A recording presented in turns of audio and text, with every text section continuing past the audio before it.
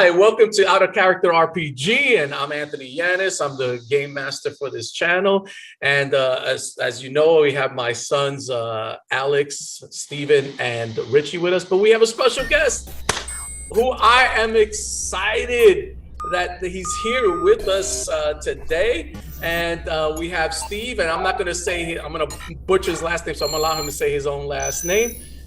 Pronounce your last name, Steve, for us. Yeah, Grodziki, Steve Grodziki. Hello, everybody. And this guy is awesome because he created a several role-playing games, and one of them we already did a campaign to, Low Fantasy Gaming, which we loved. Out of many of the OSRs we've played together, that's one of our favorites. Literally, we said it's one of our favorites. We loved it, and here we are today, and I gotta say, look at this beautiful book, LOWLIFE 2090, hardcover. Look at the size of like over 300 pages. And I got to tell you, the artwork in this book is, and I'm not even exaggerating. I mean, just look at some of the artwork in this book. I mean, it is amazing. The quality of the pages they're thick. It's outstanding. I just got to tell you, and I want to say this, forget all that. We've played many role-playing games, and I'm not just tooting his horn. I got to tell you, this is one of the best sci-fi role-playing systems that is out there. And I'm talking about, I've played Traveler, I've played Cyberpunk, I've played a lot of sci-fi, and we've just finished a campaign with Star Wars from Fantasy Flight. And I got to tell you, sorry, Fantasy Flight, this system is better. This system is, I'm sorry, I'm just speaking truth, got to speak the truth. And what I would like to do today, and maybe you'll see and realize, and you'll realize why, because we're going to talk a little bit today. I would like to go over some of the rules, because we're going to run a campaign of LOWLIFE 2090. I mean, that's our intent. We're going to do it. We're probably going to start it in about 2 weeks. After we make characters, we're going to record my sons making the characters, and then we're going to put that, of course, on our channel so you can witness that. But today we wanted to go over some of the rules, and who better than to correct our mistakes about the rules and also the questions that we have concerning the rules than the creator of the game himself, Steve. Yeah, so the man, the myth, the legend. Yeah, I'm serious. We're very excited, and I gotta say this. It's hard. My son, one of my sons, Richie, right here, who's with us, you see him right there. I got to tell you, he's particular about the role-playing game systems, and he critiques, and he's like dead honest. And when he read this, and he read the whole thing. What did you say, Steve? Oh, and Richie, what did you say about this game? I liked it a lot. I liked a lot of the mechanics. I like the character creations, a lot of things.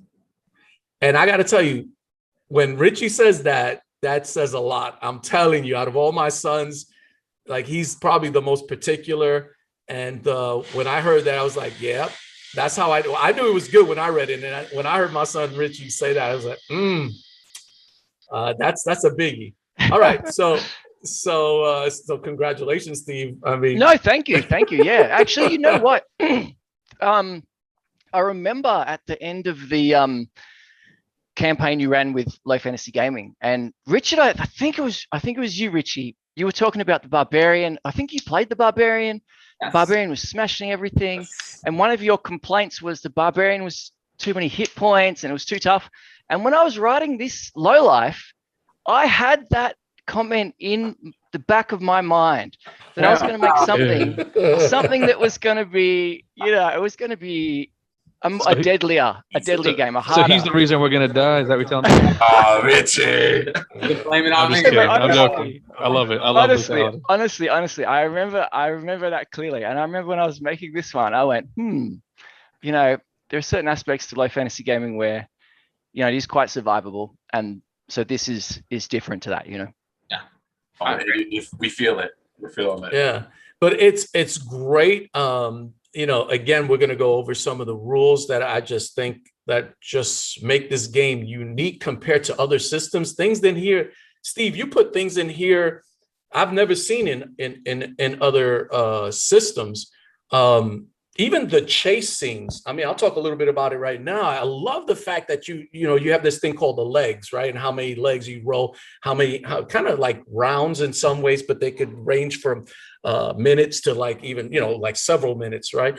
And I love the fact that you're limited in how many rounds or legs you have to catch up to the individual. And during that time, every turn you're rolling under this chart where like pedestrians are jumping in the way, like all these strange things are happening. It's so narrative. It's so dynamic. I don't know if I've ever saw that in another role-playing game, and I've played many. Maybe I missed it. Maybe they are. There's sort of variations of it floating around. But yeah, I mean the key with that chase mechanic was to try and what I had in mind was when you're watching those movies like I don't know if you've seen Willow, but it's a really old. Of course, we love just watched it. One of my favorites, it. right? And remember how Willow, not Willow. Oh, it is Willow. Yeah, Willow and Mad Mardigan and that have to escape from the tavern after they've got, they got the little baby and they're being chased and all this stuff's happening to them. Yeah, on the I sled. wanted to try and create. That's right. Yeah, and that's right. Later when they're trying to escape on the sled and all that, I just wanted a system which was hopefully easy to improvise, but the GM could throw different obstacles at the party as they're trying to escape. Love it. Anyway, that was the idea. And love it. And that's beautiful, man. That's beautiful. I gotta say, because one of my complaints for turn-based role-playing games in general, they're my favorite, they're dear to my heart, is that you have this whole, I move 30 feet, you move 30 feet, and then, or I move 60 feet, you move 30, you're never catching up to me. Yep. But the fact that you have to actually roll for it allows for chase. And that's what you really want to see in a cinematic game, right? You want something that reflects possibility of failure or success, not just somebody bootlegging faster than you and you can't do anything about it because of the turns. So, yeah. Oh yeah, absolutely. Awesome. Absolutely. Awesome. Yeah. And not only that, you were able to do that even in the vehicle combat. That is another. And so let me explain a little bit to our viewers just so they can understand. I love the fact that there's no hit points in the vehicles, but instead what you did was, and correct me if I'm wrong, but I think I understand it, because I thought it was amazing, is the fact that you pierce their armor, right? You roll a hit, and if you hit, then you roll on this chart, all right, this trauma vehicle chart, and see what happens. So you might blow out a tire, or you could blow out the windshield, or you could affect some of the vehicle's mechanics, and then the individuals have to kind of do something to counter that, right? Maybe correct their piloting skill or something like. And I thought I was reading that, I was like, wow, this is a story.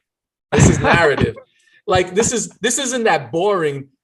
Take out the hit points of this vehicle that we see all the time. And again, that in some ways that's exciting. I'm not minimizing that. That's exciting.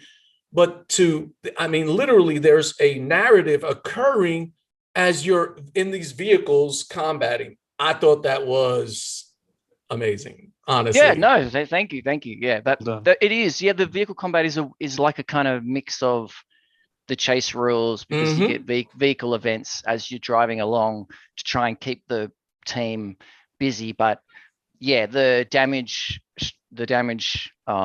mechanic is different. And you know where that came from? It came from many years of playing Warhammer 40K, where when you hit vehicles in that game, there was a table, right? And so you never know if your dreadnought's arm would get blown off or the thing overheats or whatever it is. And I thought that is a freaking cool, it's fun because you just don't know. Yeah, it's not like just the attrition hit points that you normally have. And now in this game, I was trying to stay away from lots of hit points. Yeah, so I love that. Instead, you get these random, not fully random, because more powerful weapons roll higher on the table, will tend to roll higher on the table, the damage table than other weapons. But which makes sense. We're just trying to just trying to keep things interesting and keep things dangerous, because that's right. If you're really unlucky and you're driving along in your car and some guy with a real powerful shotgun gets lucky, they might roll a 12 on the trauma table and he's taking out your engine or whatever, or something's happened that causes the car to crash. So Yeah. yeah, Awesome. and everything in between. Awesome. And I do want to say we love 40K. We're 40K players. Right. Well, at least we used to be. It's been a while since I've played, but we were big time players. But anyway, all right. So basically, there are 9 attributes. Correct me if I say anything that's incorrect. Right. Yep. Yeah.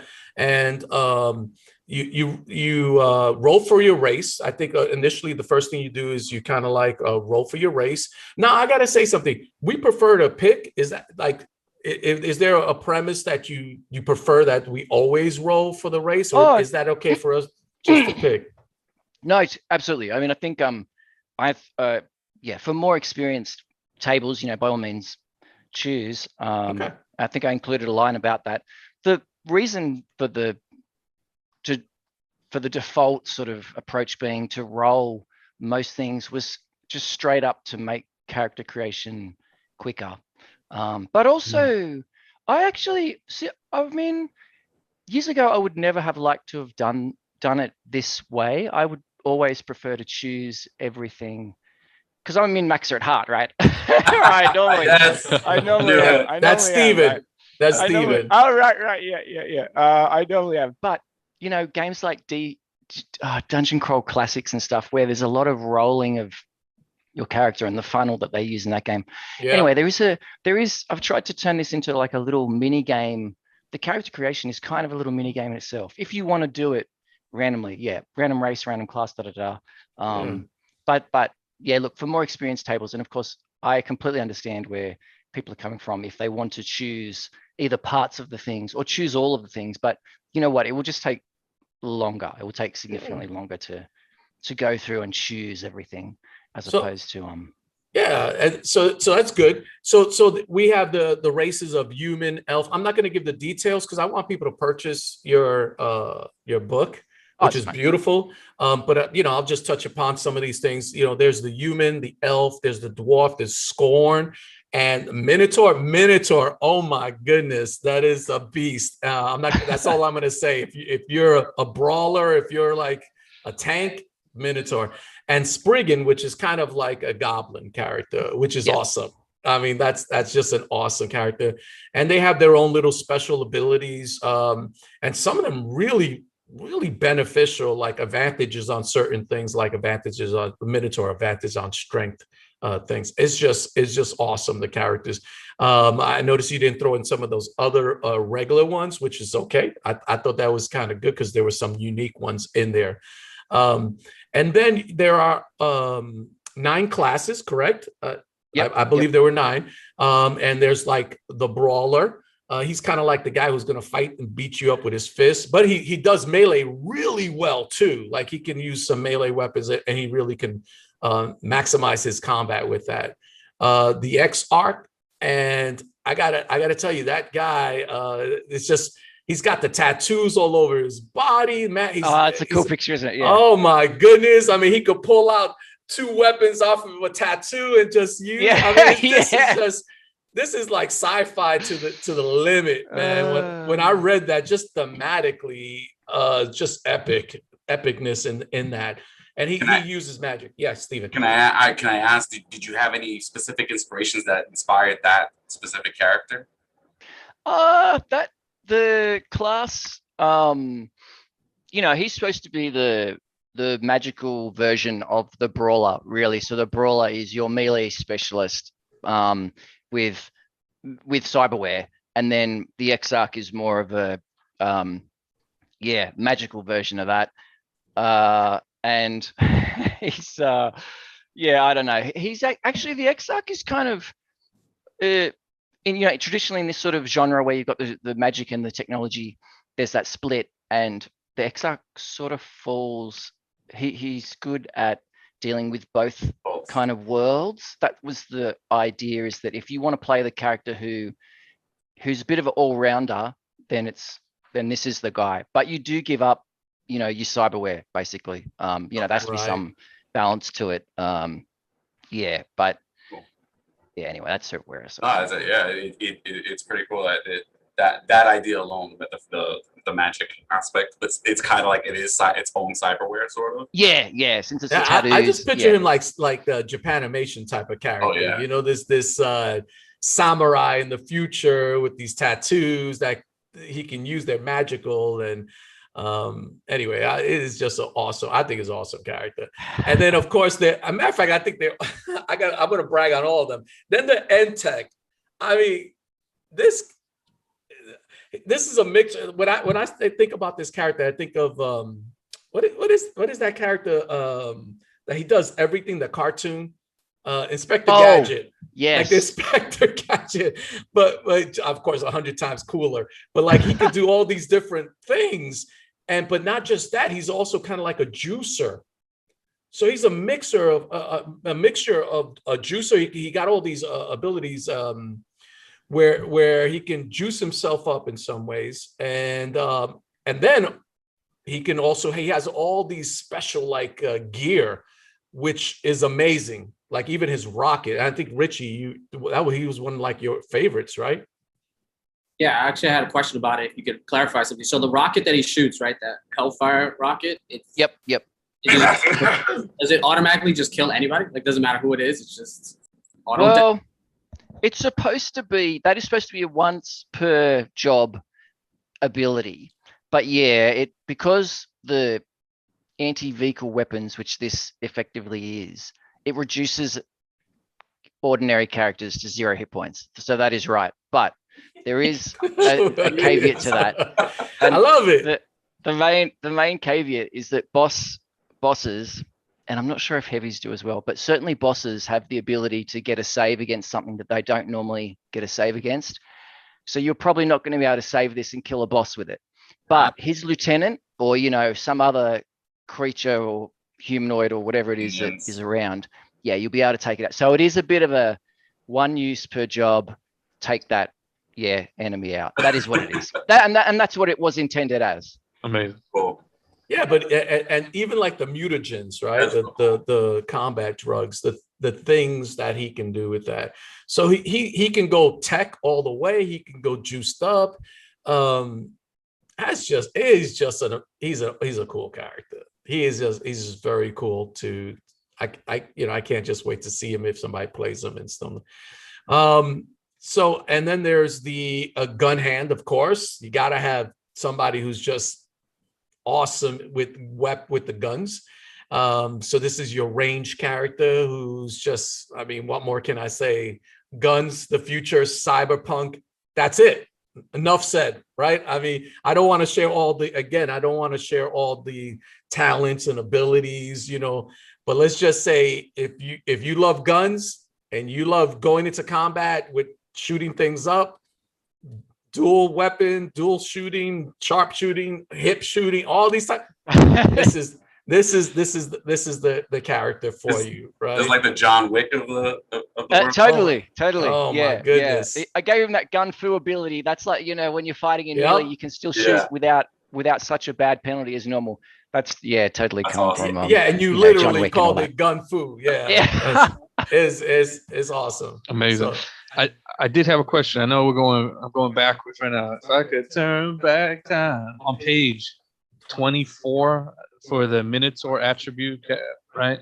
So first off, I see on page 24 for power of 1 under the Exarch class, right? I noticed an attribute cap of 20 for strength, dexterity, perception, and constitution, right?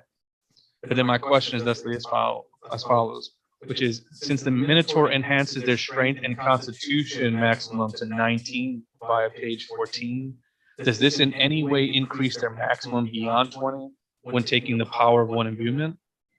No, somebody's trying to min-max here. Somebody's Oh, you're gonna get a lot of that tonight. You know what? It's the intention. Steve, you gotta help me out as a GM, man. I got it on record now. It's going already. Don't be feeding that, Steve. Don't be feeding that. The intention was that it would be capped at 20 no matter what. So it wouldn't. Being a Minotaur would not change it. The idea is that the Exarch can get up to 20 by using his or her abilities, because they've got that extra flexibility, right, of being they've got a pretty wide choice of abilities, and they're good at magical threats as well as every other threat. If you take cyberware, there are those options will often let you go up to 22, and that was an intentional design choice. That if you go with the That was a smart cyberware one. and you don't get the magic, well, you can get to 22. If you go with the magic version, you can only get to 20. But I mean, 20. Yeah. Come on, it's still I did have a question. beastly score. Yeah, you kidding me? Thank you. I want to personally thank you. All the GMs of the world want to thank you, Steve. All right, maybe not the players, but I mean, it's all GM's. It's all GM's call. It's No, GM's this is call, what I but like to hear. That was the intention, right? Yeah. I do have a question following that though. So I noticed that those even numbers at the high end, those are the same bonuses as the number prior, right? So for example, 19 and 20 are the same benefit. So is the reason for it being capped off there for the purposes of like skills more so than actual bonus cap? So in this one, Because 20 doesn't give you anything. 20 20 doesn't give you gives- anything more beneficial than 19. oh right. Yeah. Look, Nope. there was not really. There is. Yeah, I see what you mean. So But normally, you think about 20. Oh my goodness, on a 20-sided die. I mean, that's that's gotta all time. be. Isn't that- Yeah, that's make a all time, difference. right? Yeah, it could make a difference in the sense that. So at 19, 20, you get +4. Yeah, 21, 22, you get +5. 23, you get +6, and so on. If you could get above that, but 19 or 20, there can be a difference if, for example, the GM is imposing penalties on your check. yes. I'm not sure about, because the GM might say, I will make that check at a -3 or whatever. Yeah. And so then you're going to squeeze out just a little bit more from a 20 than you would from a 19. Awesome, It might also awesome. affect your great success chance. Just think Ah. about that. When you halve it, I can't remember if you halve it and round down. Yeah, I Yes. think you round down. Yes, to you that. do. Yeah, you're right. Yes. So your 20 will give you 10, but your Yep. 19 will give you a 9. So there's That's small cheesy benefits. enough. Oh my That's goodness. awesome, man. That's awesome. Thank you for the And then I clarification. suppose when you're doing opposed checks, if you're rolling under 20, you're rolling slightly better than if you're rolling under 19 if you're doing an opposed check with somebody else. Yeah. That makes sense. Awesome, man. Awesome. Thank you. You're killing me, man. You're killing me. All right. All right. The next character, Hacker. I mean, this is again. Oh, I do want to say every class that Steve created is unique and different. You don't feel like in other role-playing games, sometimes there's overlap when you make certain characters. I won't mention names of different games, but in this game, like every character is very, very, very unique. And something that's really hard to do when you have 9 classes, right? When you go up to that number, usually, that 4 or 5 classes, that old traditional OSR type of thing. But when you come down to 9 classes, to make them quite different and unique, that's difficult to do. So kudos. Amazing, man. I think that's really, Steve, that's really great. So the Hacker, man, I'm talking about VR, right? Virtual reality. This is Neo. When I was reading this and like killing certain, I mean, it's just great. And I was telling my sons, I already have this idea of like, a corporation running their meetings in the VR world, and this guy just walking in with his friends, and he's the guy who's Neo, right? He's in the Matrix, and he's the guy who's got all the, he could do everything. The other guys are just, following him, the rest of the party. But yet you could still play a party within the net. Whereas in other games, I won't mention it's just the net runner doing everything, right? So love this character. Again, I'm not going to give a lot of details because I really want you guys to purchase at least the PDF, Drive Through RPG. This is just a really good game. So he's a great character. There's the Infiltrator, and I don't want to spend all the time on each one individually, but this is another great character, kind of like Rogue, right? I would say. Yeah.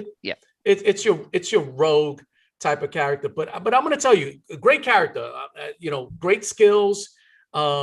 This is that person going to go out there, but the one that I really the influencer.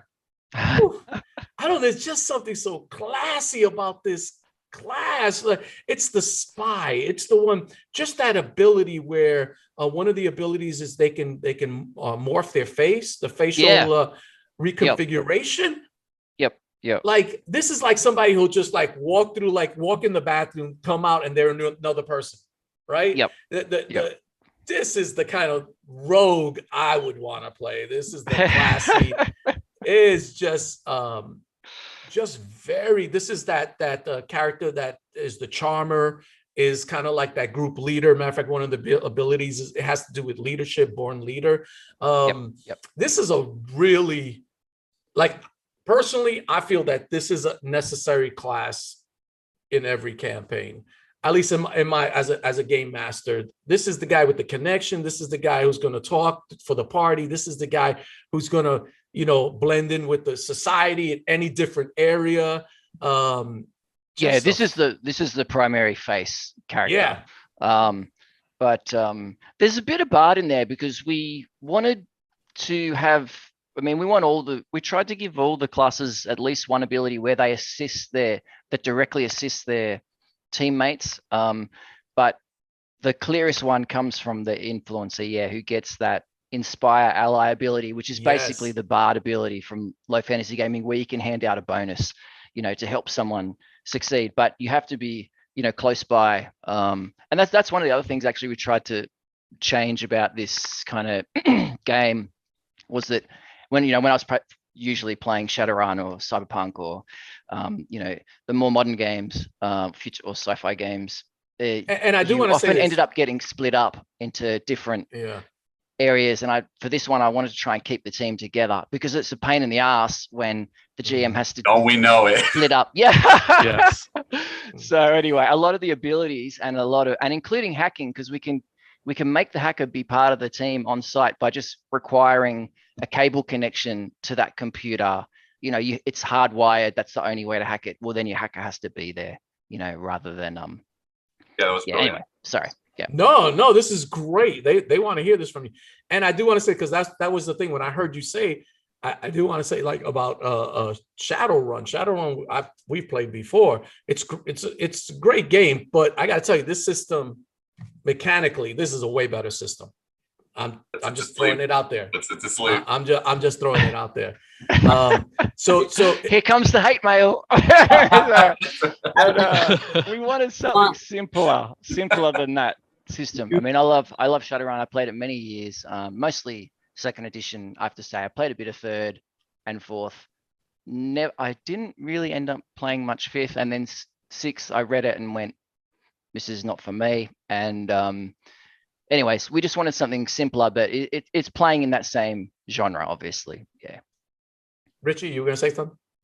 Yeah, I was gonna ask on that note. Did you specifically make that everybody has a cell and a hacking ability to make sure that it wasn't like in Cyberpunk? Because like most people don't like the ability that one person is the hacker and then they have their own like little mini adventure while everybody's watching.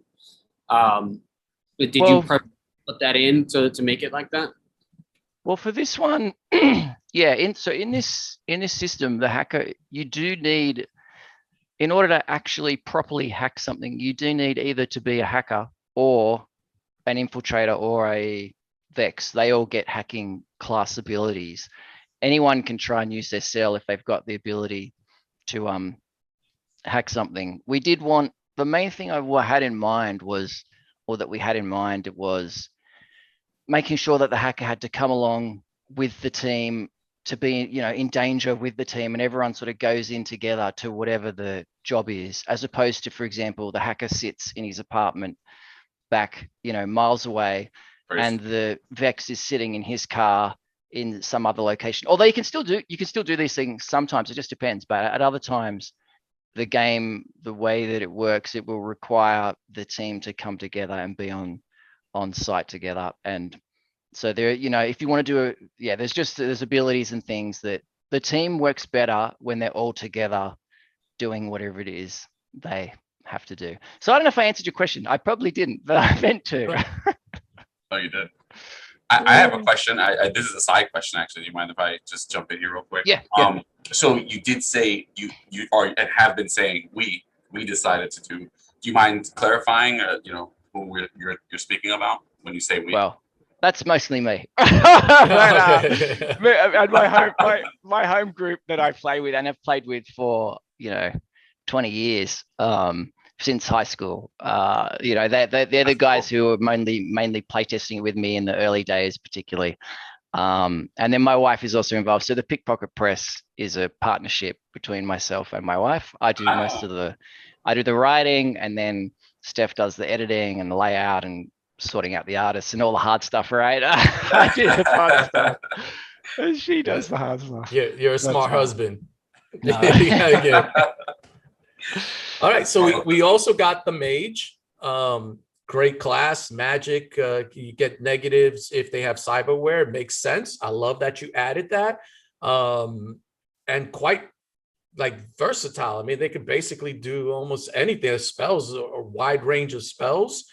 And I love in this game, I know people don't like it. Players typically struggle with this, but personally, as a game master, I love that already Steven's got out of the screen that they have to roll, right? And that there's an opportunity that maybe something negative happens when they cast these spells. Like demons. Yes.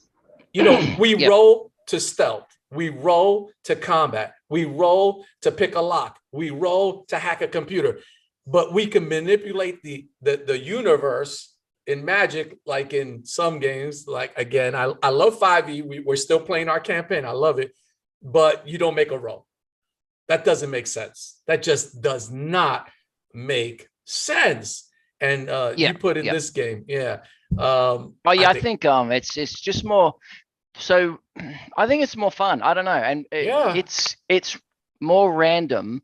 And some people will really not like the randomness of it. And I've got plenty of feedback already about that. But I mean, you know what? It's easy to tweak too. If you don't want this much randomness in your spell casting, well, then just make it that the willpower stat does not decrease as you cast spells. Or alternatively, you could use the low fantasy gaming version where you keep increasing by 1 each time rather than coming at it from a willpower and then reducing. There are ways you can make it less random if a table wants to do that. But the default is supposed to be, you know what? We want Magic to be powerful, but also dangerous. And not just dangerous to the mage, sorcerer, warlock, whoever it is, but also to everybody around them. So, it's all sorts of stuff can happen. And that dark flux table, unlike low fantasy gaming where we had Dark and Dangerous, on that DDM table, there were good things and bad things, but a lot of cosmetic things. And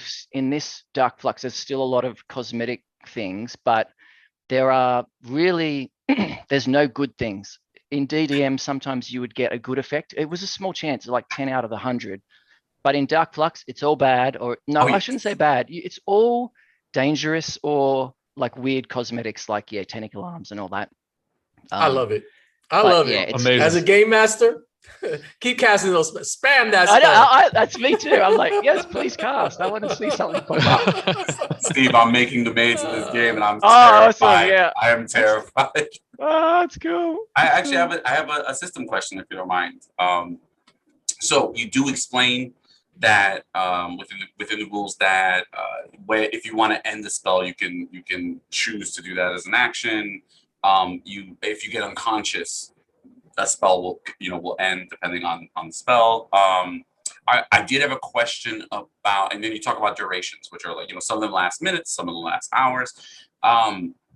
What if, and you tell me, where I might be able to find this information. What if you want to cast a spell that has a duration, like let's say Aegis, the one that allows you to become like steel and get all the armor, that's really kind of badass. And then you want to cast another spell that also has a duration, like the invisibility. So now you've got like this armor, and then you turn invisible like the Predator. Can you stack spells? Is there Nope, there's no. This game does not have a concentration rule like. Oh no! That's amazing. I love it. Do that. I love it. But look, if you're going to do that, favorite system. Your willpower will continue to reduce as you cast the spells, which just increases the chance of the Dark Flux. And the other thing to bear in mind with that is, right, Steve, you're killing me, man. Invisibility invisibility in this game, I mean, it's GM's call, but it's intended to be optical invisibility, right? If someone's got infrared goggles or whatever, they can still see your guy. So it's invisibility is not as strong. I mean, against gangers and whatever, and a lot of creatures, is not going to matter. Your invisibility will be perfectly fine. But there's sort of a bit of a, you know, there's a. It's kind of like an illusion versus like a. Yeah. But Okay. yeah, look, So like thermal vision would still work. Cosmetic. Yeah. Oh, no, you just made this much better. You just made it so much better. Yeah, a little too good. No, that's all right. You can stack your spells, but I mean, you know what? That's all true. But the other thing to remember is there's no character in this game has many hit points, and anybody with a submachine gun, including a ganger who has like +3 to hit or something, can, you know, do one of those focus fires or a burst fire. And if they can roll on a focus fire anyway, maybe 3d8 on the damage, that could almost take out, or, you know, at least half hit points a mage. So you can have all these protections and spells and things, but it really, even with all that, you're still not. It's still a dangerous game, you know. Yeah. Thanks, Steve. Oh, I feel fear. I still fear it. Yeah, I still fear it. And I do like the fact that there's a magical tell. So whenever a mage casts a spell, there's something unique happening, right? Their eyes glow or something. So people know, these guys, something unique about these individuals. Yeah, it's supposed to be hard to cast spells stealthily, though it could be done. You know, depends what you can do it. It does depend a little bit on what your tell is and what the situation is and all that sort of thing. But the idea was, there's a bit of a warning. Generally, there's a bit of a warning that something's coming. Yeah, which is. I like those little tidbits that you put in there, like with the there's a Raven King's levitation that you're compelled. It's like, you know. Oh yeah. I was like, those little things are amazing. It's pretty cool. Oh yeah, good. It's very cool. Awesome. And the last class is the Vex. And this is your pilot. This is your, you know, the person who's going to be in that vehicle and is going to do all these fabulous stunts and manipulate the vehicle. I mean, I even like, I'm not going to mention all the different abilities. You got to check it out. But there's just the fuzzy dice. You know, these dangling dice that you know, people, drivers have and stuff, but it's a good luck charm.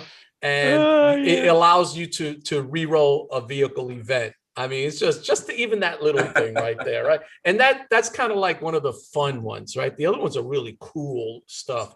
And this is the person. And like I said, vehicle combat is very narrative here. I love what Steve did with the whole story. So their abilities, these are the people, right? When you're in a car chase or you're in combat vehicle to vehicle, this is the person you want to have. Yeah, this is the vehicle expert guy. Yeah, this is your wheelman. And we tried to. The problem with this sort of class often is that if they're not in their vehicle, they're not very useful, and there is a degree of that in this class. But we tried to give them.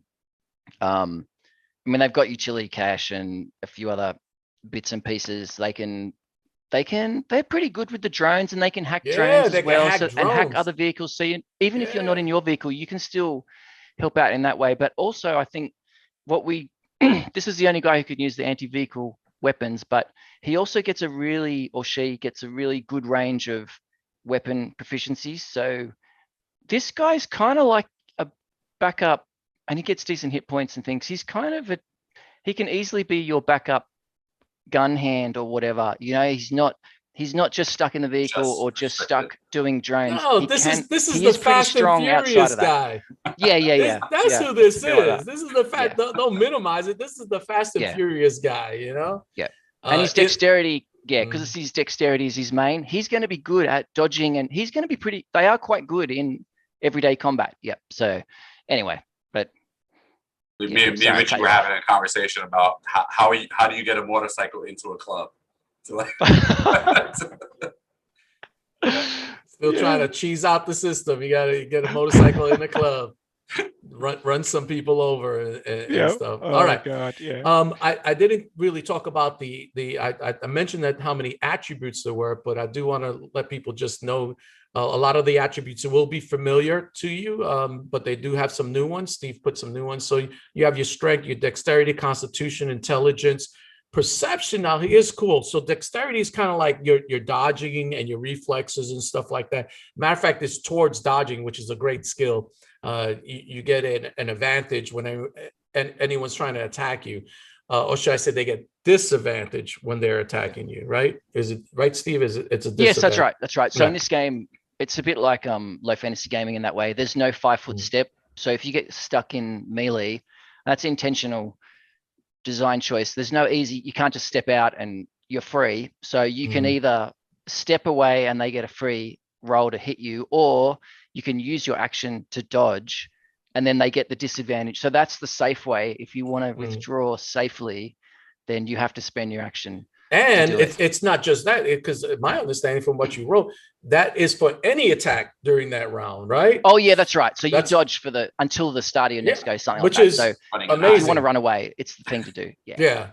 And then so perception is kind of like not just the regular perception that we know, right? Spotting the ambushes and stuff like that, but it's also the attribute you're going to use for shooting, for range attacks. Yep. So I like that, because there is a difference between that physical dexterity, flipping acrobatics type of thing, and then that precision, type of hand-eye coordination type of thing. So that's so that's good. It also eliminates that problem where people dump into one stat and they're good at everything. Like a lot of other systems, they're like, hey, dexterity, here goes my armor class, and here goes my attacking damage. And then they end up becoming the better version of every other class because of that. Yep.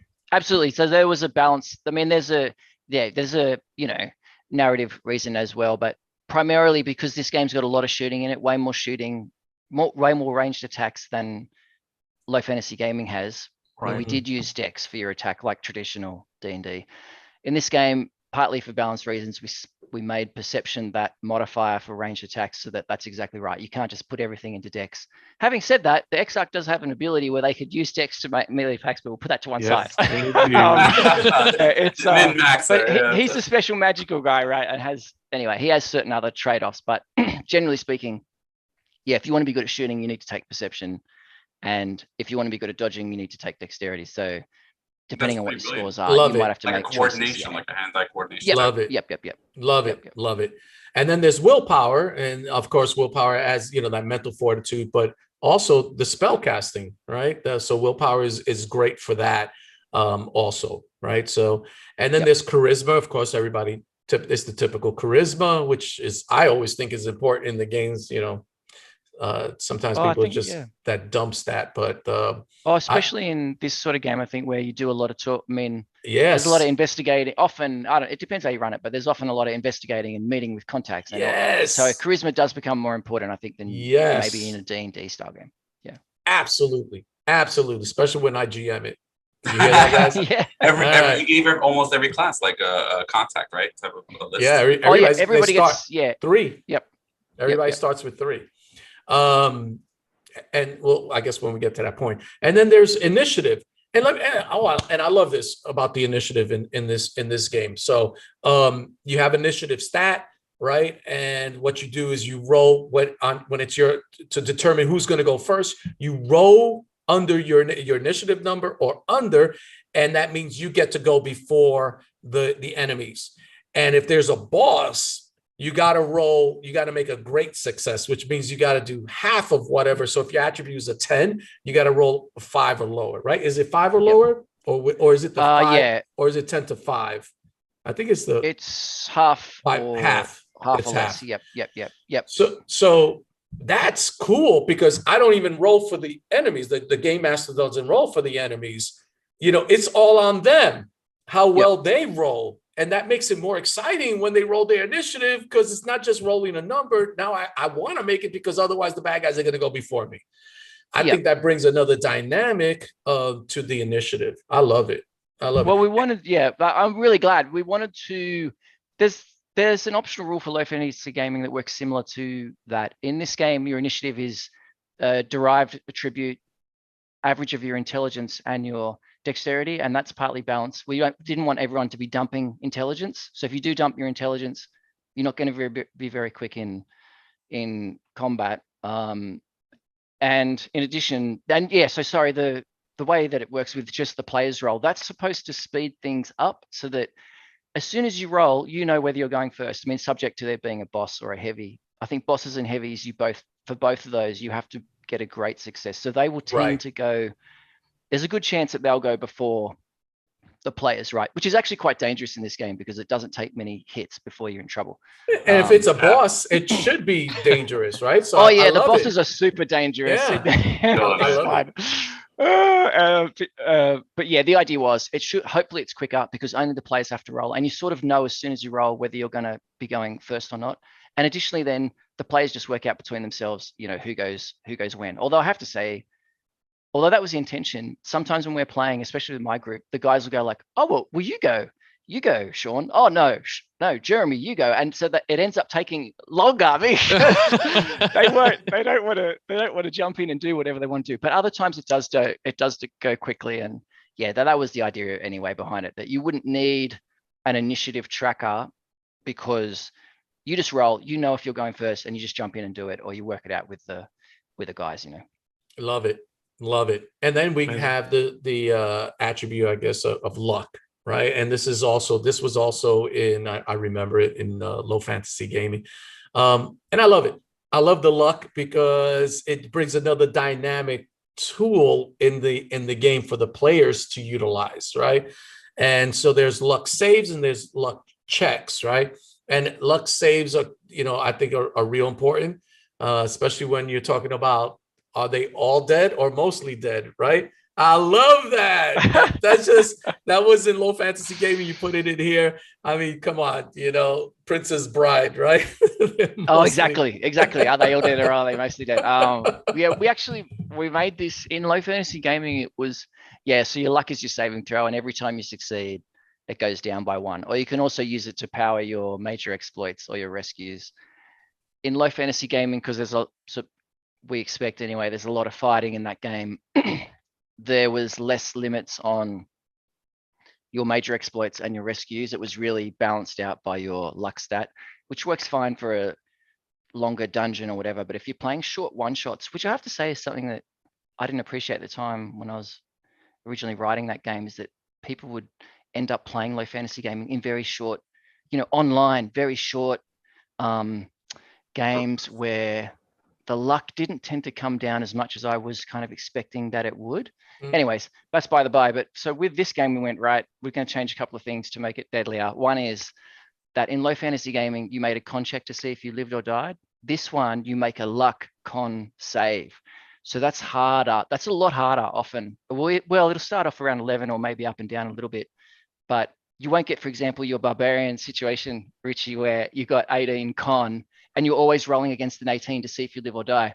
It's a luck con save. So every time you succeed, it's going to drop by 1. And in addition to that, anytime you use a major exploit, if you succeed, it'll drop by 1. And if you succeed on a rescue, it'll drop by 1. So your luck is there's less of it to go around, I think, in this game. And we also put some limits just in terms of you can only do one major exploit. You can only attempt one major exploit per combat instead of it being open-ended.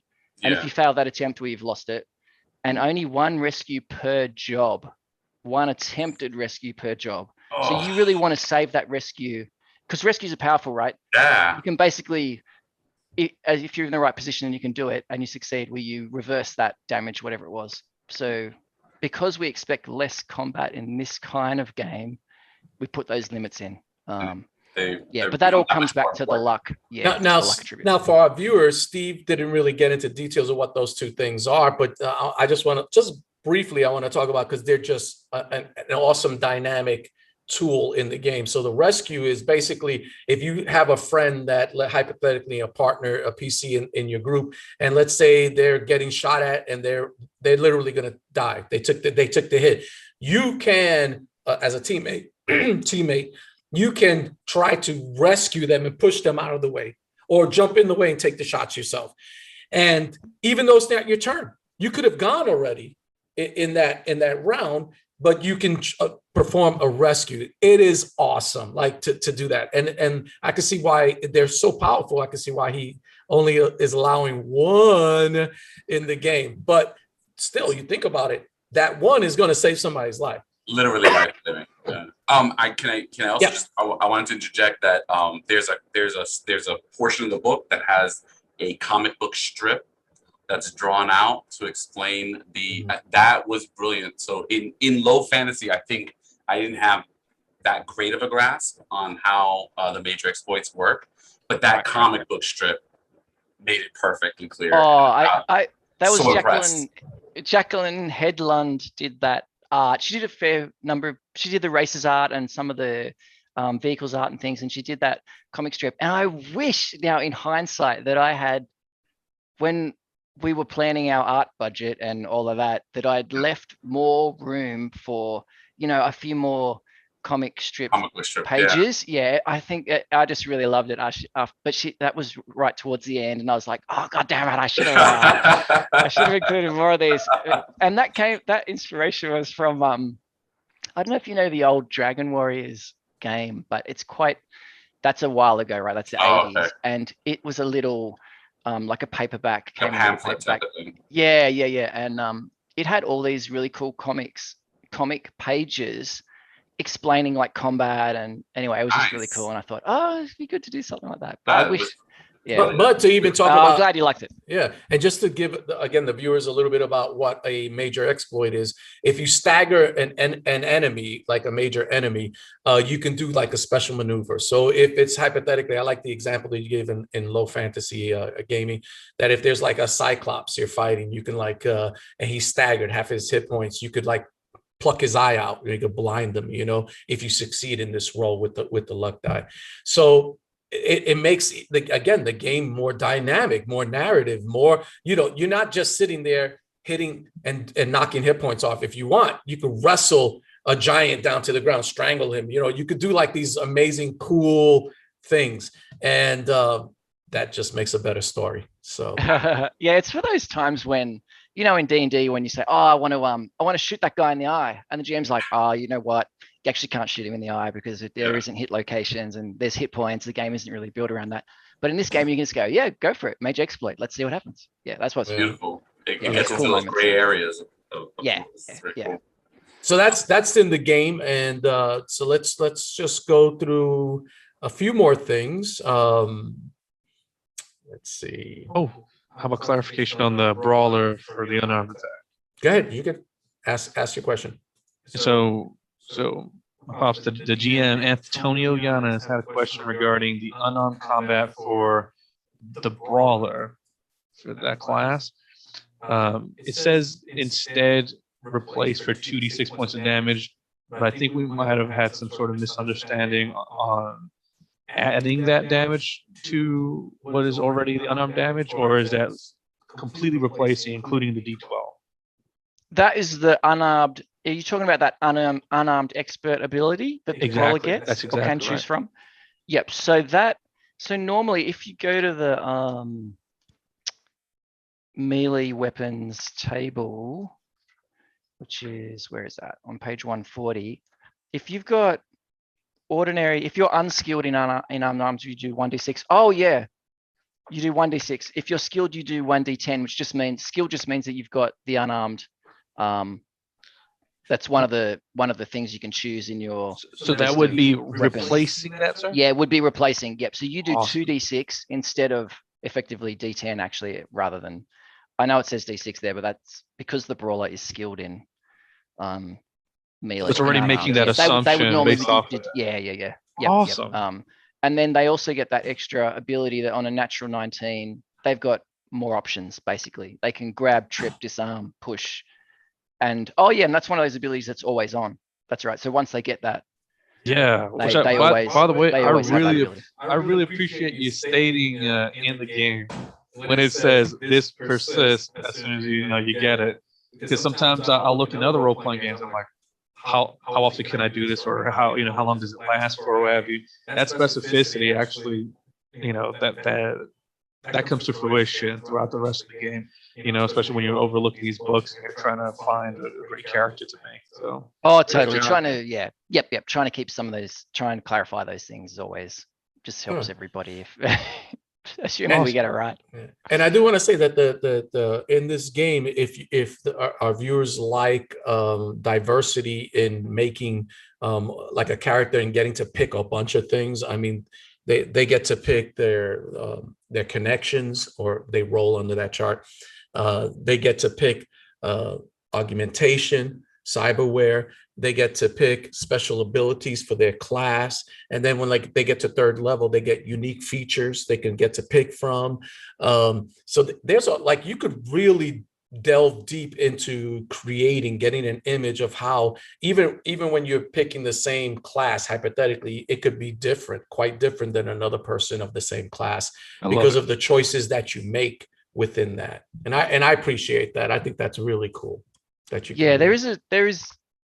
I think the first campaign or two that you play in this game, there's plenty of flexibility, right? And that's right. At third level, you can take those unique features, which includes cross-class abilities. So I've got a character, for example, she's an influencer, but she's fourth now, but when she was third, she took some of the gun hand abilities. So she's a bit more of a shooter.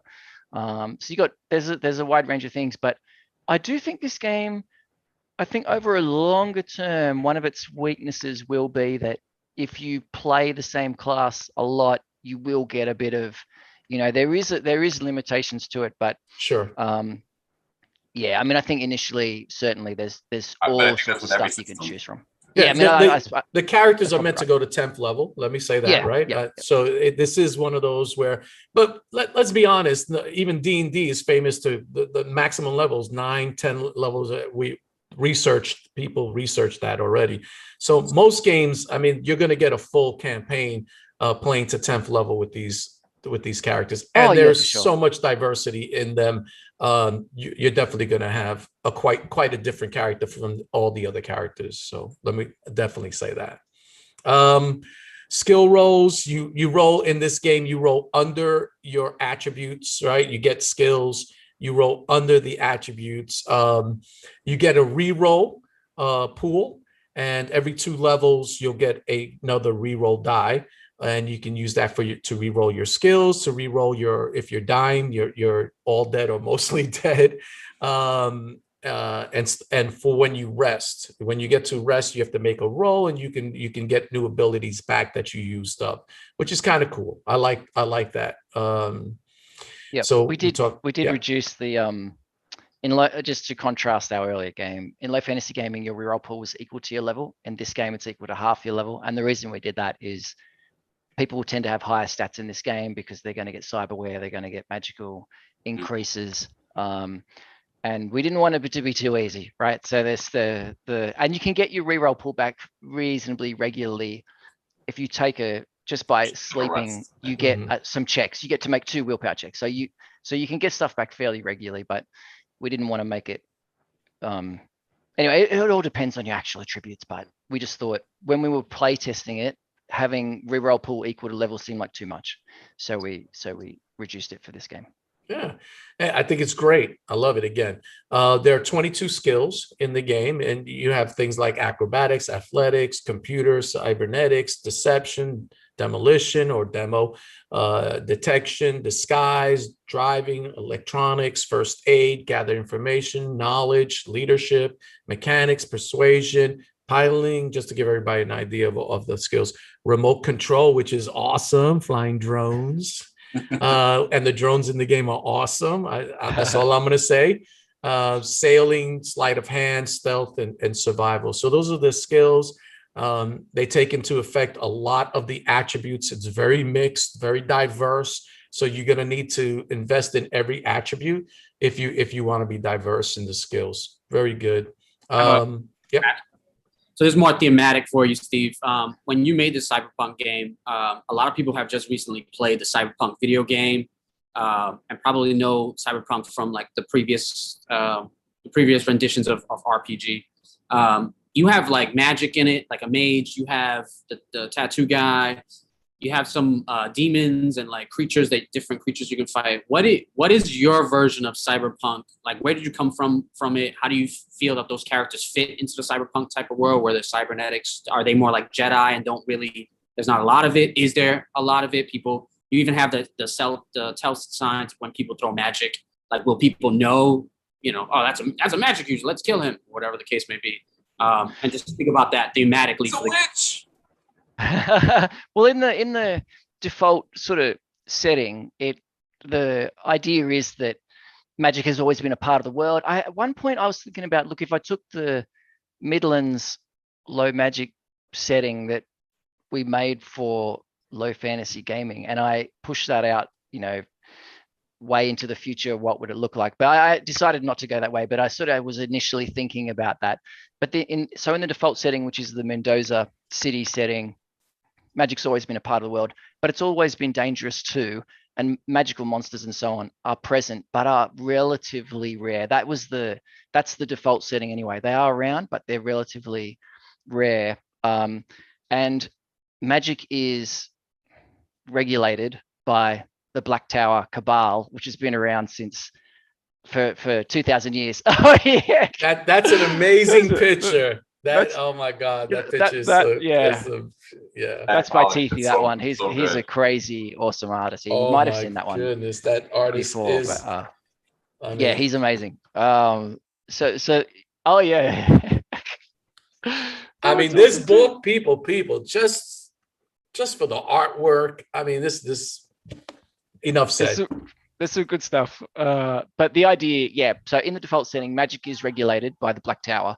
And PCs are almost, if you use the turning point table, which is supposed to be to give you a reason, right, for why you're an outlaw or a criminal, it pretty much guarantees that any starting mage is going to be what's called an exigent, which is an outlaw mage. So you can't be licensed by the tower to be practicing magic. So in this game, yeah, the mages and the exarchs to a degree need to be a bit more careful about. It's not like Shadowrun, for example, where you can just walk around and you've got your license for your magic and you can use it. It is different to that, and it is supposed to be more like you know, the Black Tower are like, well, some of them are called inquisitors, and they go around, they're looking for people they want to keep the city safe or whatever they're doing in the Black Tower. They're looking for mages to arrest or for people who've got magical items that are not registered. You know, they're looking to cause trouble. And there's a little bit of that actually in the Midlands that we did do for the other system, where the Nadicians have their inquisitors who do a similar thing anyway. So there's a little bit of a crossover there, but I do sorry, love to answer your question, magic is supposed to be relatively rare. It's still dangerous. It's definitely being regulated, and the PCs are meant to not have a license. They're supposed to be operating, you know, relatively secretly. Yeah, that's the default setting. I mean, obviously you could drop this system. No. I love that. I typically, and my viewers will tell, or my sons will tell you, I always usually make my own worlds up. Even when I did low fantasy gaming, I kind of did my own, but I am keeping the world that you created. It is really good. So the campaign is going to be run with your world that you created, because that's how much I liked it. So I do want to say it. Go ahead, Stephen. I had a question about that actually. So, you know, talking about the Midlands and, you know, the way that is there any, and I mean, you don't have to answer if you don't want to, is there any overlap? Like, is this the future of? Well, I mean, LOWLIFE, low fantasy. I don't know. You know. I know, right? Yeah, I know. That's that DLC. Title question. No, look, there's it's not at the moment anyway. It's not supposed to be one progressing to the next. No, I mean, we did think about that, and there is some overlapping, you know, connections, but no, they're not there at. Anyway, currently, no, they're not supposed spiritual, to. Spiritual successor. So I do want to talk a little bit about the great success and terrible failure. So I love this little also thing that Steve, you put into the game, where, you know, if you're rolling for a skill or something, that depending on how you roll, something great can happen. So it's very thematic, very, again, narrative. You know, I think of it, we just finished that campaign. I'm not, you know, of Star Wars, right? Fantasy Flight Games, rolling like 600 different types of dice and you know, interpreting them, but it's not necessary. You're kind of doing the same thing with just a die roll, right? Depending on if you do half of your, you know, attribute within, you know, you do a great success. So I love that, because now as a game master, I could become, just on one roll, I could be more narrative on the outcomes. So we wanted that. You know, so one of the problems, not problems, I don't know, one of the things people would often say in ordinary D&D, for example, is that it's binary. You either succeed or you don't. And so one of the things we wanted to introduce was a little bit of gradation there. And so terrible failures, depending on what your stat are, can be very rare, but the great successes can come up, you know, pretty regularly. And in this game, because you'll tend to have elevated stats, you'll see more great successes than normal. And then, yeah, that's right, the GM just decides what that means. Or in some of the adventures that we've written, for example, it'll say that, oh man, it might even be in some of the like resisting drugs and stuff, I forget exactly now, but it might say that you need a great success to resist this toxin or whatever. So we have built it into some of the workings, but generally, or for example, in the adventure, it might say that you need a great success on your electronic check to fiddle with this lock, right? Instead of just an ordinary success or whatever. Anyway, but yeah, we want a little bit of play room there. Love it. To do with Love it. I want to say it makes it so much better than, like, so natural 20, natural 1, so far on the spectrum, whereas these are a little bit close, you know, makes you feel a little bit more epic, and or a little bit more epically, you know, bad failure. Yeah, that's right. If you've got an 8 in your stat, well, you're not the guy to make that critical stealth roll, because there's not a bad chance you will get a terrible failure. Very true. So combat rounds are pretty, there's some very similar things, right? You see if the people are surprised, you roll for initiative. Of course, that's unique, as I explained already. You resolve your turns. You have a move, and you have one action. Some abilities or cyberware will give you more action, or magic abilities will give you more actions, but typically it's a move and an action. And the move is 10 meters. We can say 30 feet in America here. Yeah. Right. And that's basic. That's kind of basic. There's things you can do besides attacking. You could charge. I love charging. I love it. That means you can move twice your distance and get a full attack. But not only that, you're the attack is at an advantage. Yeah, we may have gone overboard on the charge. I was like, oh my! In low fantasy gaming, you got +2 to hit, and enemies got advantage to hit you. So it was actually, we thought it was okay at the time, but then, and it is okay, but you only use it in certain circumstances. Or you use it if you're a barbarian, for example, because you can soak that, you're not going to worry. But in this game, because firearms are so dangerous and have all the advantages, right? You can do it from range, you can do it from behind cover, etc., etc. We wanted to give melee a bit more of a boost, and so one of the things we did was make charging quite dangerous, and it is now. So, you know, they get advantage on their attack, so they're probably almost certainly going to hit, and the +2 to hit against you is that's a penalty, but it's not as serious a penalty as but I love the fact that if somebody's with ranged weapon and they're in melee combat with you, they're at a disadvantage, so they have to roll disadvantage. That's great, right? Because it should be harder.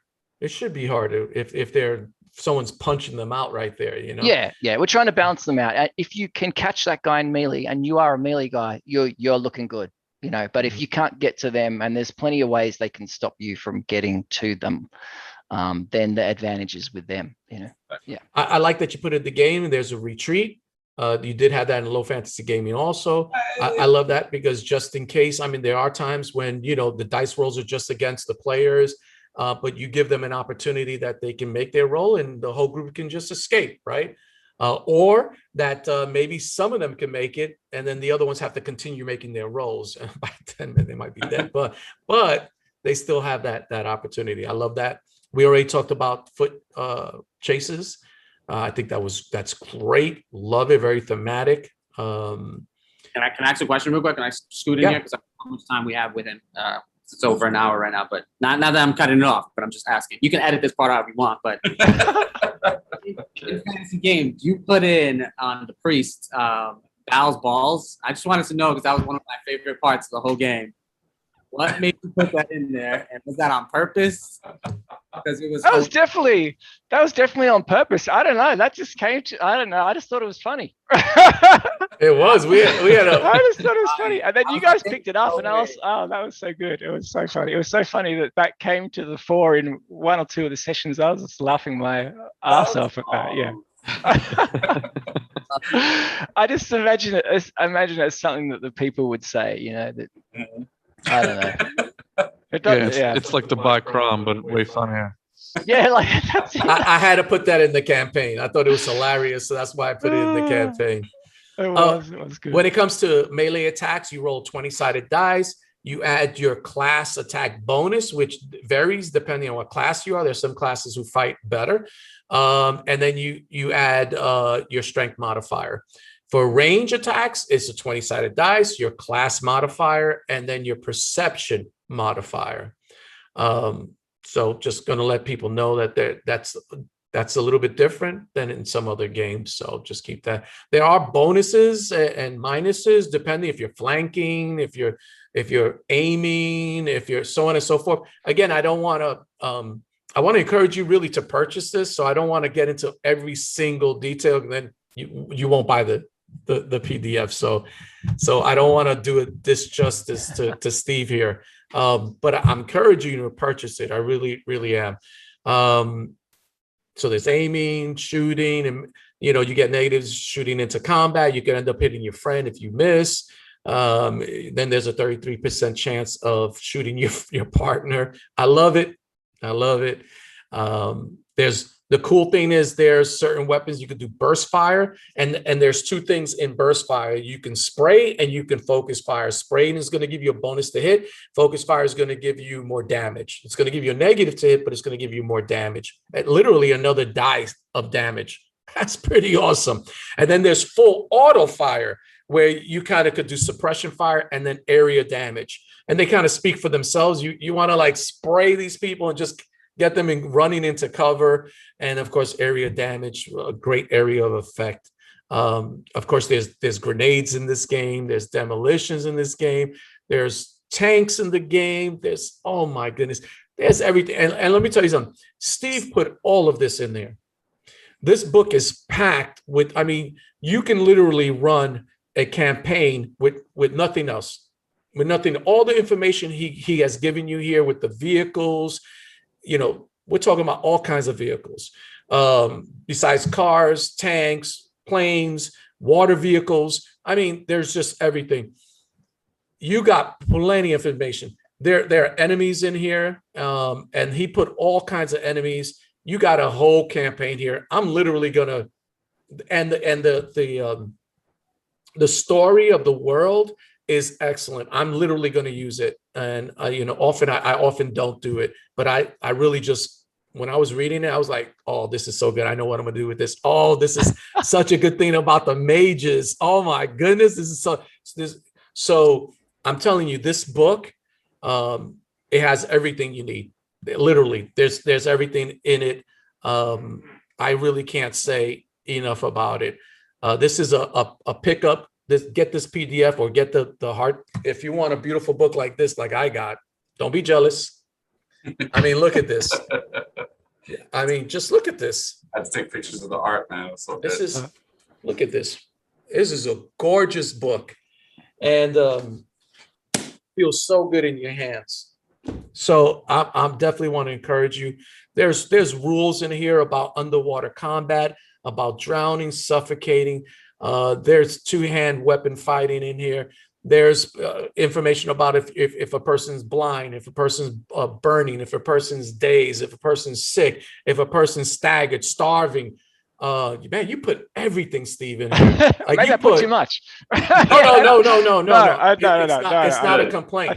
I think yeah, it's hard in This game actually, if you take out the setting material at the back, which I think is a decent chunk, it goes to what, 330 from like 260. So the actual rules are, it's about 250 pages, I think, but it's harder.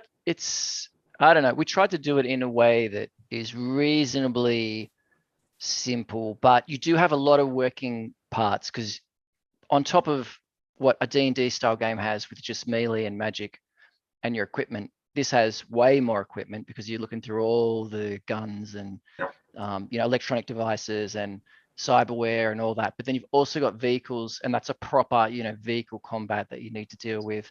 And then you've got hacking, which is another aspect. And then you've got everything that you normally have in a D&D game.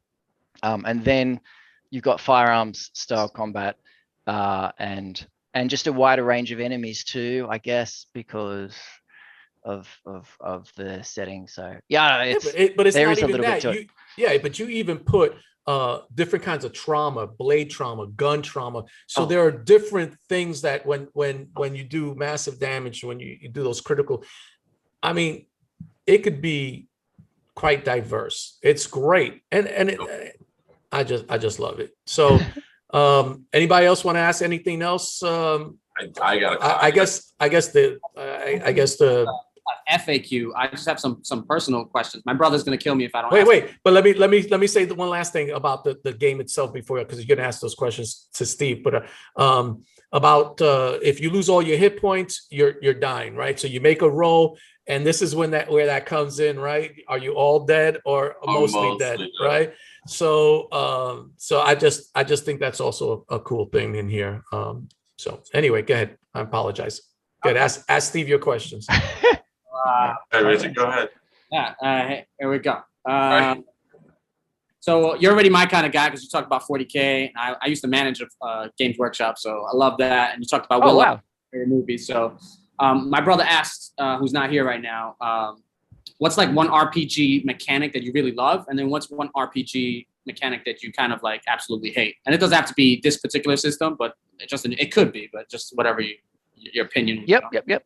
One that I really love was DCC's.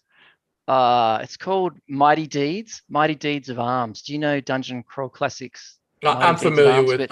Basically, it's actually where the major exploits came from, and then Rescues was an offshoot of that. But anyway, major exploits is kind of a variation on that. But when I read DCC and played it the first time, I was like, Jesus Christ, that mechanic should be in all games. It's just so fun.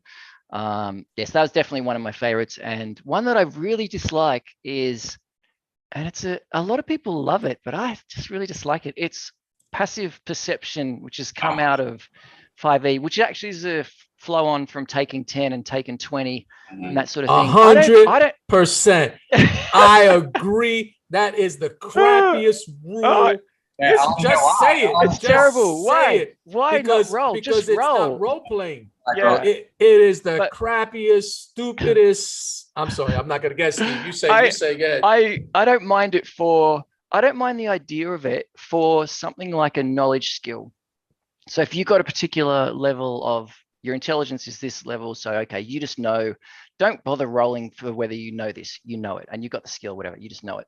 But for any kind of active, something that you're doing actively, if the character is good enough and you don't, you just want them to succeed, then just tell them they succeed, don't bother rolling. But the way that passive perception worked, it just turned when we were playing 5e, it turned all of our characters into super ninjas, because none of the enemies could spot them ever.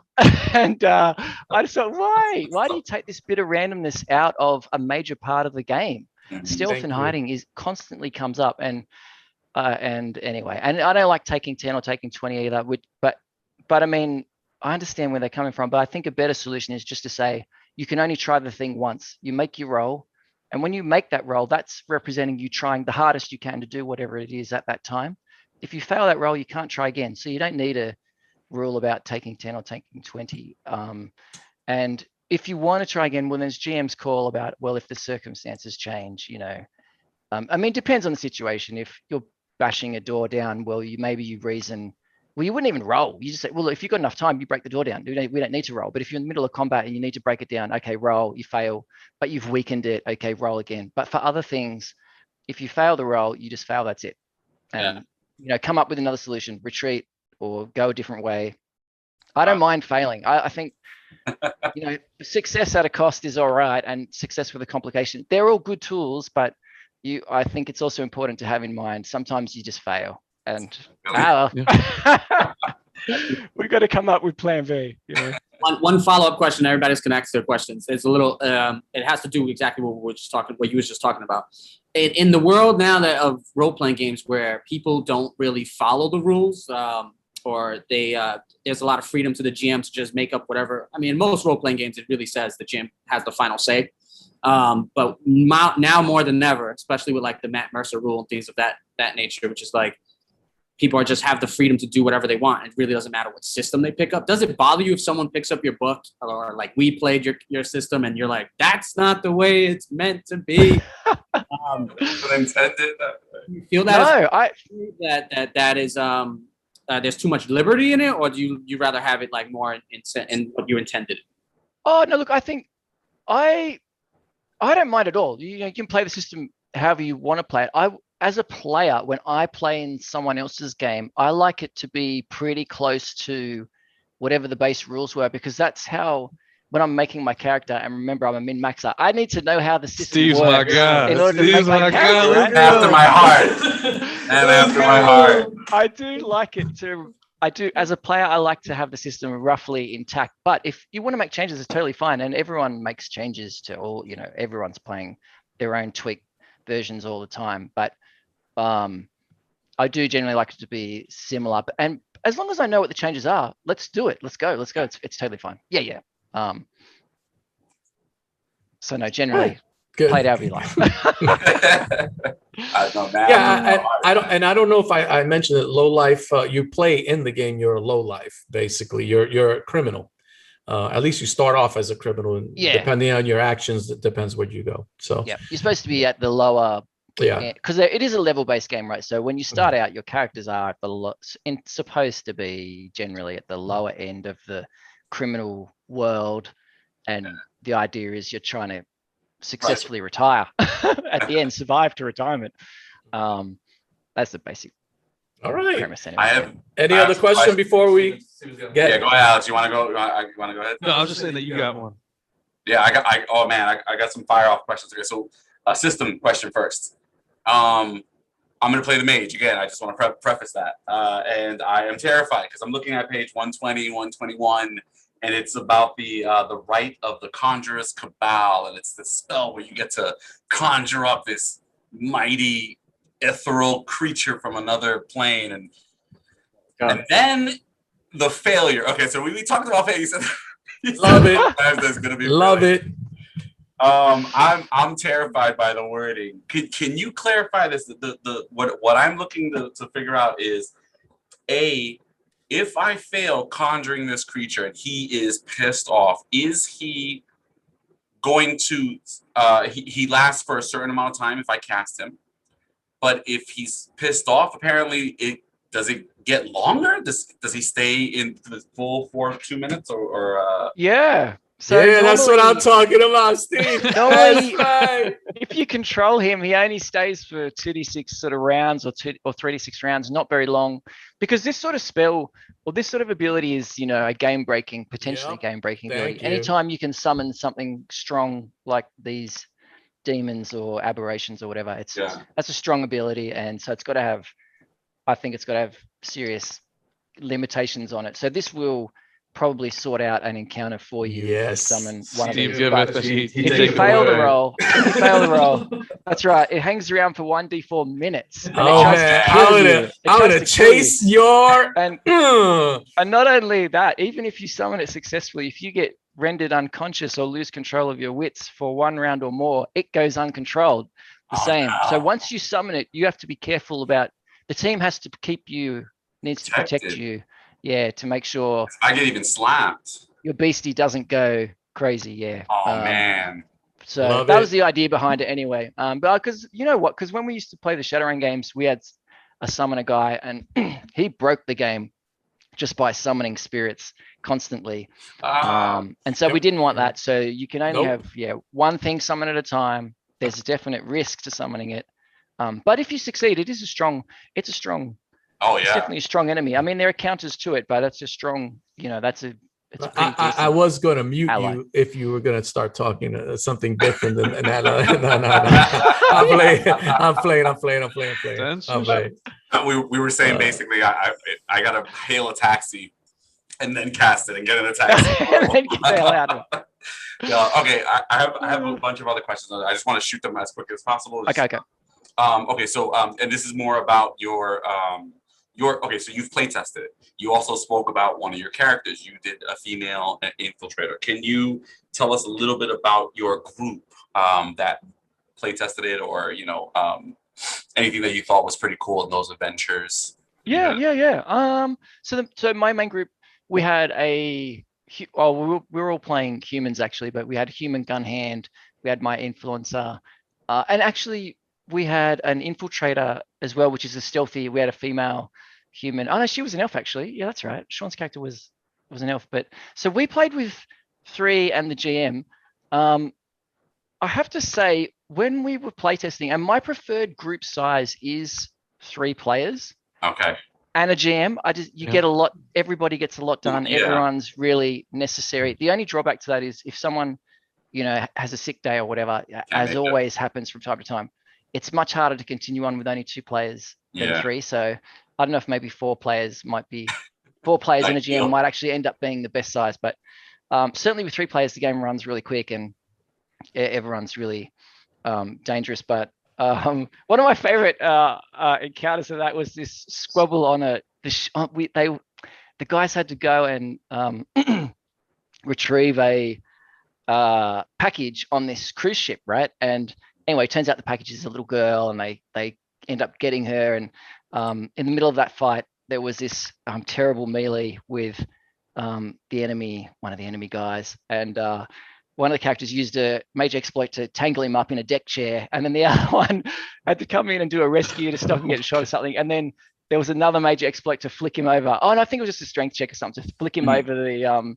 end of the boat and into the ocean. Anyway, it's stuck in my mind. I don't know why, but it was just hilarious the way that it all sort of unfolded, and people were staggering away with bloody wounds and parts of their cyberware broken. But yeah, anyways.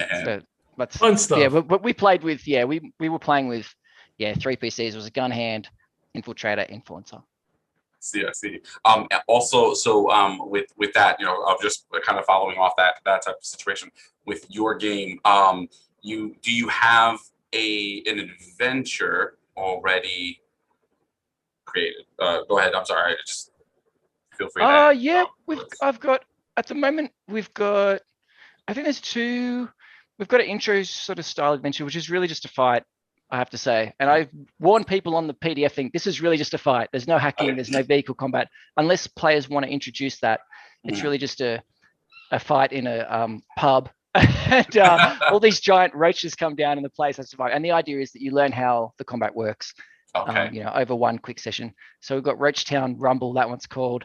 And then we've got No Sprawl for Old Men is the second adventure. And that's a proper adventure where what I would say is proper adventure where the PCs have to go and collect a package and stuff happens. And then we're currently writing the 3rd adventure, because as part of the Kickstarter, there was a number of adventures to go out to all the backers. So yeah, we're just looking at, I'm still in the early stages of the 3rd adventure that's going to go out, and then that will be I think that will be all the Kickstarter rewards done. How long is that adventure? Like, will it get the guys from level 1 to, I don't know? Oh 3? no, well they're only relatively short, so we'll just take you one level really. And I mean, up to the GM how often you want to level, but I had in mind that it would take you up 1 level, and then it'll be similar for the next one. But I think that was about 30 pages or something, the last adventure. They take a little bit longer to write these compared to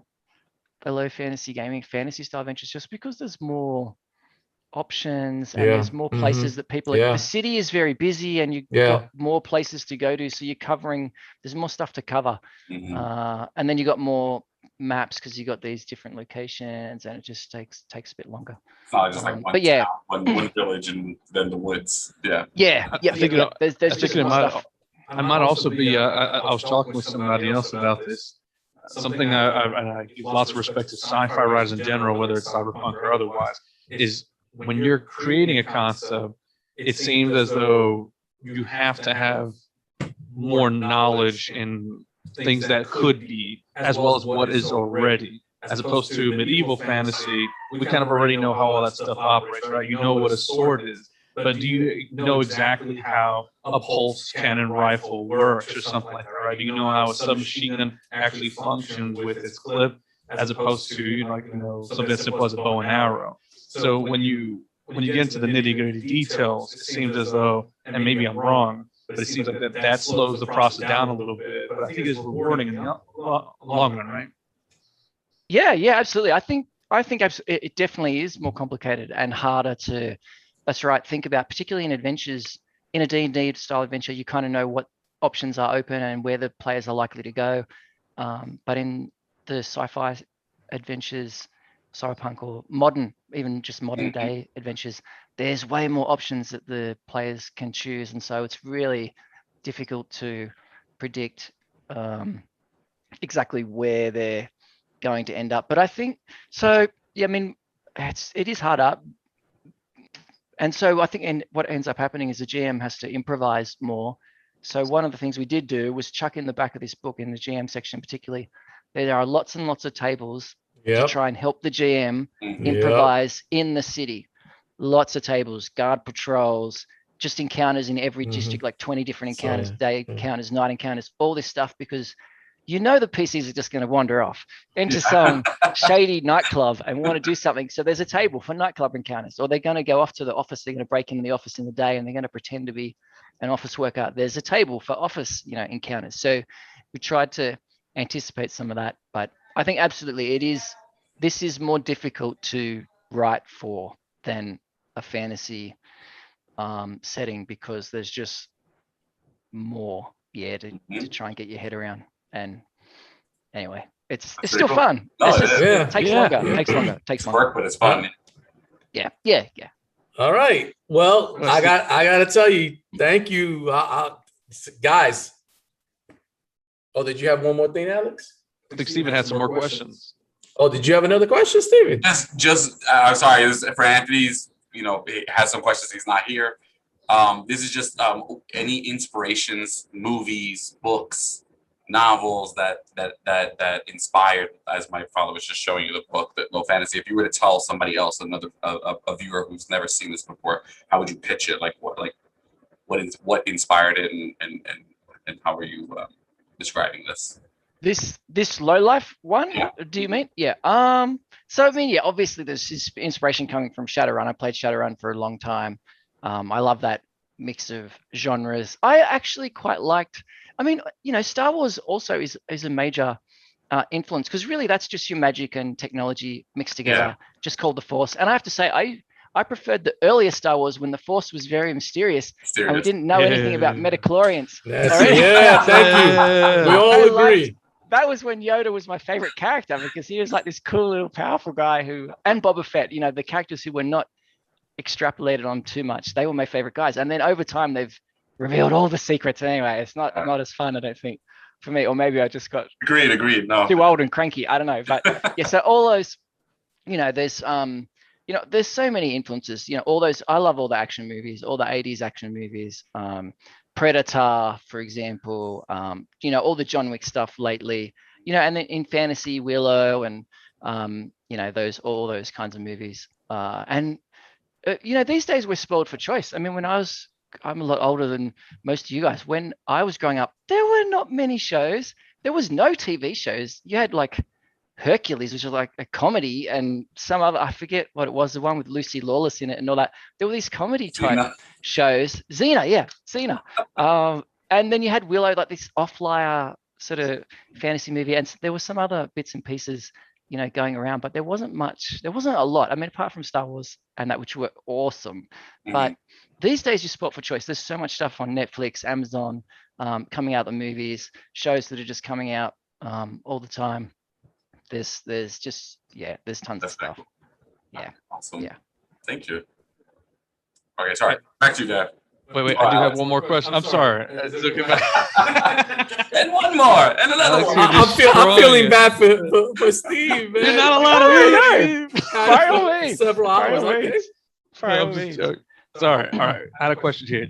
Do you believe in the Trinity as far as role-playing games? So when you were developing this, were you having that in mind of saying there's a Trinity here, or do you say screw the Trinity, this is its own thing?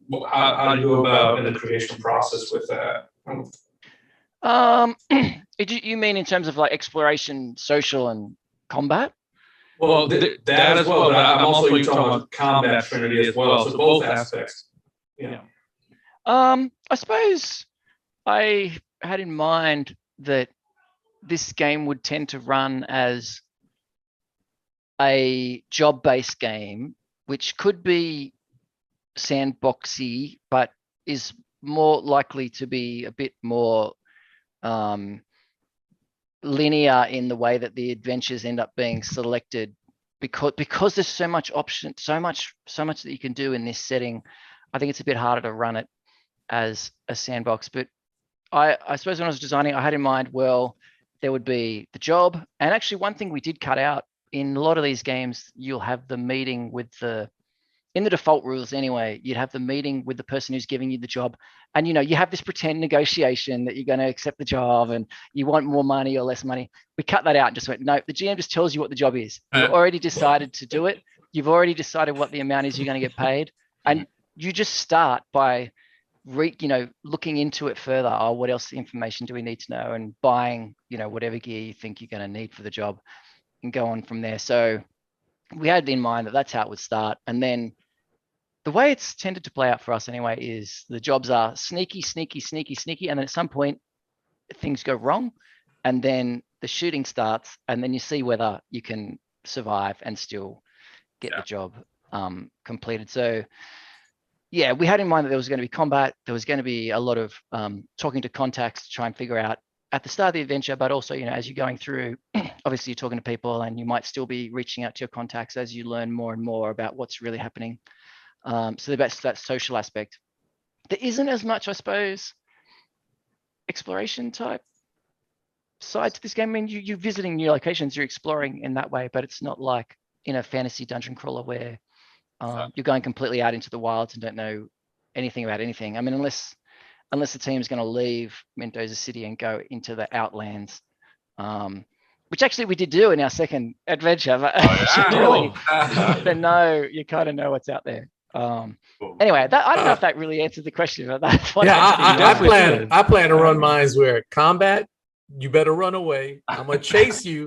More combat, you might die. Run away. I'm gonna chase you. No, but also for the what are your thoughts on also the Trinity, as far as how they say like tank, healer, and fighter? That as well. No, that's of course. Right. Sorry. Yeah, gotcha. Okay, yeah. When I was designing these classes, I didn't really have that in mind exactly. The number one thing I wanted was all the classes were going to be at least okay at combat, and they are, because all of the classes intentionally can use pistols and submachine guns, and anybody with a submachine gun is a danger. If you put a laser sight on there, even the influencer +2 to hit with the laser sight, she can do a spray burst fire, that's another +2 to hit, and she can do 2d8 damage, maybe +2 for perception, plus another 1 for shrapnel. 2d8 +3 damage is decent damage in this game. And if she's lucky and, for example, want to do a focus fire, that's 3d8 +2 or 3. That's a decent whack, and could easily one-shot a security guard or whatever. So one of the things we had in mind was everyone was going to be at least okay at combat, but certain classes were going to be better. The Brawler, the Exarch, and the Gun Hand are the true combat classes, because they have abilities where, the Gun Hand can do cover fire and makes the enemy re-roll his attack, or The Exarch has this ability where he can transfer a melee hit from him to another enemy who's within melee sort of thing. So he protects himself that way. So there are 3 sort of combat classes, and then there's the utility classes, which is the hacker and the N-Tech. N-Tech, yep, who makes the strange. The N-Tech is this weird, genius tech savant who is also super dangerous because he has to make rolls when he uses his abilities, and if they don't work, well, then he rolls on the like cyber glitch table or the toxin trauma table, whatever it is. So he's dangerous. He's a bit like the techno mage, you can get these cool abilities, but they may come at a cost. So there's Zen-Tech, and then we got our pilot. So we didn't have in mind the traditional trinity of tanker, the striker, and healer. There is no healer in the game. Everyone can just use first aid kits and spray on skin. The mage has a spell as well, but that comes with its own risks. You generally don't need to go. Well, I mean, actually, the mages that we've had have never taken the healing spell. We've always just used the first aid kits and the spray on skin. And so, we didn't need a healer. The idea was, because hit points are so low and damage is quite high, that unlike, for example, your traditional dungeon crawler and low fantasy gaming as well, it's not really an attrition game for hit points where you start up high and get knocked down over multiple encounters. This is more like you start with either maximum or close to maximum. You'll have your encounter. Some people might get knocked out or whatever, suffer injuries, natural 19 effects, whatever. But after that encounter is done, assuming you survive and get away or whatever, everyone slaps on their spray on skin, does their first aid kits. You'll get up to pretty much near maximum, probably. It depends on what you roll, but you probably get most of your hit points back, and then you're ready for the next encounter. But any encounter can take you out. Like if you got equal, especially if you're outnumbered. If it's 4 of your guys and 6 or 7 gangers, if they've got some machine guns, that's a dangerous situation. And you want all those hit points because you're gonna need them. We didn't really have that traditional split in mind. It was more like, well, the hacker has their certain. Everyone's got a niche. Protection was more what we had in mind. The brawler is the best at melee. The Exarch is kind of in between, who's also good at melee, but probably doesn't have as many tricks up their sleeve over time because the brawler can put cyberware in, the other guy can't. The gun hand is your shooter. The N-Tech is the crazy inventions guy. Mage obviously has spells. Vex is your vehicle expert, but also really secondary gun hand or influencer or whatever you want him to be. Influencer is your face, obviously. And I can't remember if there's another one. There probably is, and I've forgotten what it was. But the hacker. The hacker. The hacker is basically, his abilities kind of work like spells, but it's a simplified hacking system, but that's on purpose to try and keep things moving. So he has his special abilities that are in his lane. Yeah. So we were more designing with niches in mind rather than, these are the tanks, these are the whatever these were. But I mean, the brawler is a tank. I have to say that I really enjoy that approach because it really gets rid of that lack of player creativity when they're crafting their characters. Sometimes they feel like, I have to fulfill this role. But because of the lethality and stuff like that, you're kind of just like, man, I'm just going to make a cool character, man. We can all die at any point in time. And so you're just making a character for a story and theme, So I really enjoy that. It's cool. Good. It might be refreshing for some players, I think. I hope so anyway. We shall see. Thank you. I have just one last one, and that's about if you could, is a request. And the request is, talk about. You talked about Pocketbook Press, Pickpocket Press. You mentioned a little bit about the Kickstarter. Do you mind just kind of doing a shameless plug for us?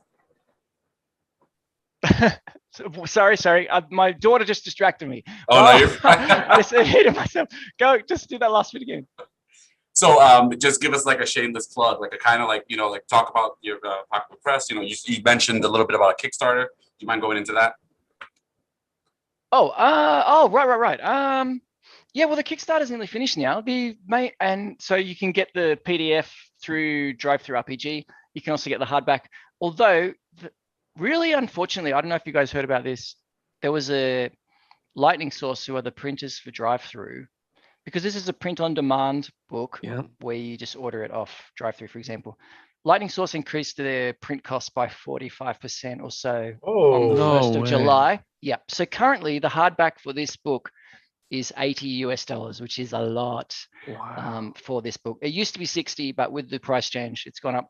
So the main thing I want to just shout out to people was, if they're thinking about getting this book, just wait, because we've got the standard color. That was the premium color book, which we only intended to make a premium color book, but with these price changes being so dramatic, we are in the process of making a standard color version, which will be way more affordable. So maybe just wait off for a little while. We've got that proof coming next week. It was supposed to be this week, but I think it's a bit late. Anyway, but yeah, no. So thank you so much for having me on. I really appreciate it. it was great. I'm glad that you came. I mean, this was awesome. This really was. So again, guys, here you go, man. LOWLIFE 2090, right? Cyberpunk. We're talking about cyberpunk and sorcery, and Pickpocket Press. Steve, he's the writer, and we're gonna campaign this. You're gonna watch our series. This is gonna be our next sci-fi series. So stay with us, man, and stay tuned. I think next week, maybe we'll do it in a week. We'll make characters, and I'll post that up. Also, the process of my son's min-maxing, as you will see. Cheesing out the system, or at least trying to, and then after that, probably a week from that, we're going to start our campaign. So hey, so we're out of time and we're out of character. Steve, thank you so much. Really, I mean it. No, thank you so awesome. much. Thank you awesome. Guys. Cheers. Keep producing these great books and these role-playing games, man. We appreciate it. We really do. Try. All right, we'll see you guys. Thanks for joining us.